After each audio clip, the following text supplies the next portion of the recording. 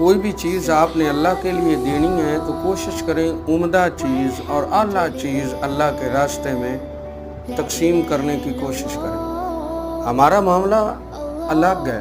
हम जहाँ पे बिरादरी की बात होती है, दोस्तों की बात होती है ना, हमारे नाक की बात होती है और हमारी अना की बात आती है, तो वहाँ पर उम्दा खाने और आला चीज़ें हम जो हैं वो रखते हैं कि बिरादरी वाले आ रहे हैं, दोस्त अहबाब आ रहे हैं।